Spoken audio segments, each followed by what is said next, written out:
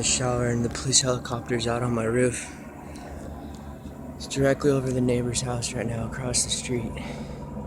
No business being here. They're doing a cover-up. I was just getting dressed after being in the shower. There's Cessnas all around above me, so they knew where I was. Infrared me getting dressed. Now here's the police helicopter doing a cover-up.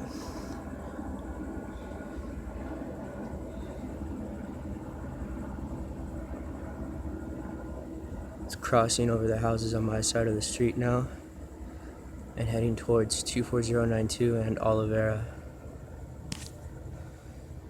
I'm standing in my front entryway right at the edge of the entrance of the house.